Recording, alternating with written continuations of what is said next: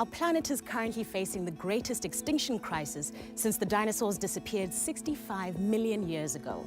We're losing species at 1,000 times the natural rate, and within this loss of biodiversity are species that are often extremely unusual and represent a significant amount of evolutionary history. I'm Ndoni Khanyile in the Seychelles to find out how a global movement is trying to save some of the most endangered and distinct species on Earth. When we think of endangered species, we often imagine large animals like rhinos, tigers, and pandas. But we're losing species across all parts of our ecosystem, with potentially catastrophic results. The Zoological Society of London has set up the Edge of Existence program, which aims to protect almost 2,000 of the most distinct and endangered amphibians, corals, and mammals on the planet. The Darwin Initiative funds the project in the Seychelles. Hi, Charles. Which amazingly is home to 12 of these species, one of which is the Sicilian. So what is a Sicilian? I'd never heard of them before.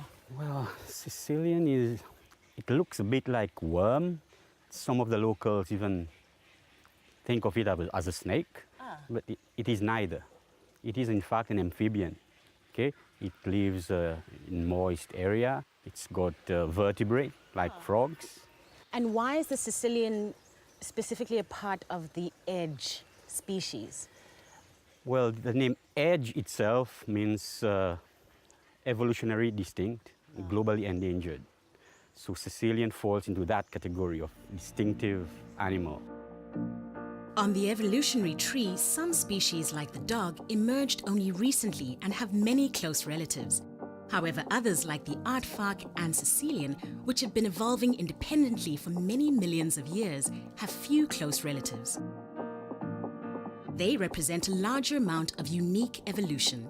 If they disappear, there will be nothing like them left on the planet. Species are scored on their evolutionary distinctiveness and on how globally endangered they are. Those that score highly on both counts are considered to be edge species, marking them out as an urgent need of protection. So for you to conserve something, you have to know what the species are and where they are found. But as for Sicilians, you have to go digging for them. You don't hear them, you don't see them. Oh. So we don't hit straight like that. We might kill it, so just sort of, want to have a go? I'd love to. You trust me? Be my guest, be my guest. Kill one in my first try, seeing as they're so rare. The Sicilians we're searching for exist only in the Seychelles, and so Charles's work is vital if we want to understand why they're heading towards extinction. Yeah, sometimes you can dig one whole day, you don't find anything at all. Here's one.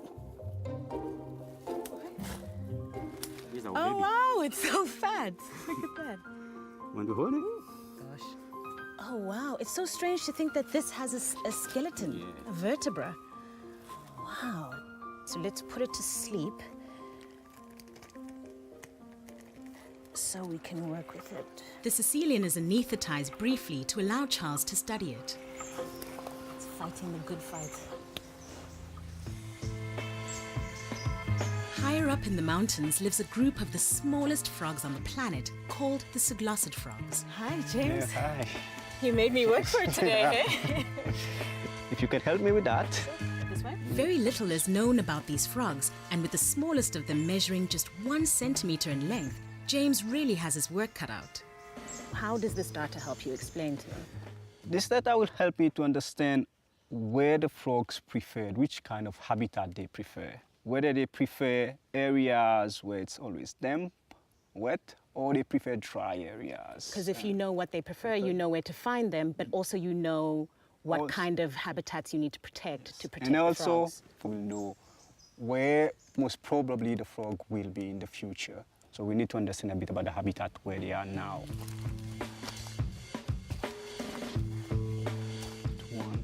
Then you're doing the search, you have to be very careful not to just put your hand in.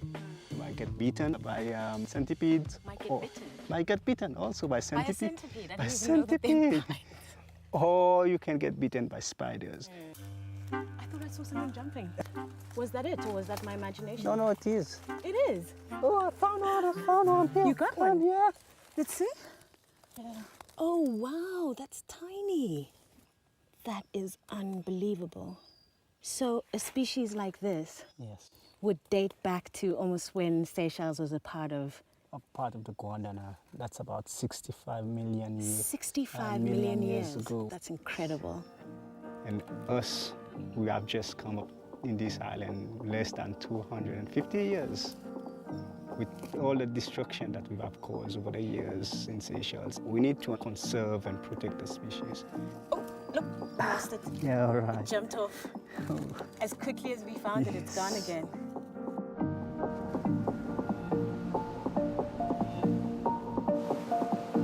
While the Seychelles Islands are famous for the beauty of their coral reefs, they too have faced huge threats. Coral bleaching, where an increase in the temperature of the oceans bleaches and kills the coral, was responsible for the death of around 90% of the country's coral in 1998. But a concerted effort to protect and regenerate the areas seems to be paying off. So if you had 90% damage, how long does it take for those coral reefs to regenerate?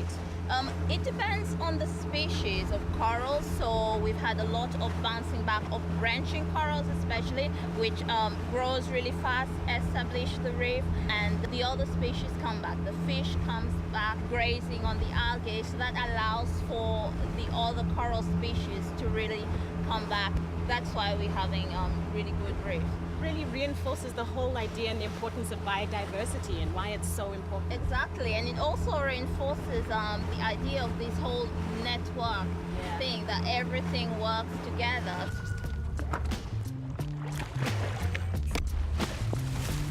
Bana's found a good spot where she can go down and measure about 100 square meter area of coral.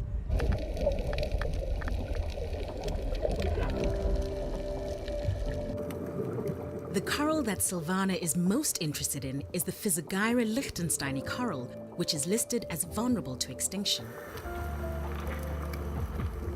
Her research will help inform the local diving and fishing industries, as well as assisting in the development of marine protected areas.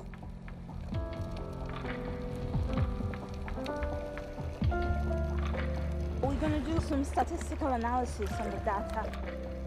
From there, we're going to work on a report for the government, making some recommendations on different conservation strategies that could work for. So this data that you collected today could actually influence policy. Exactly. Seeing this coral in its environment, what strikes me is that you cannot protect these edge species in isolation.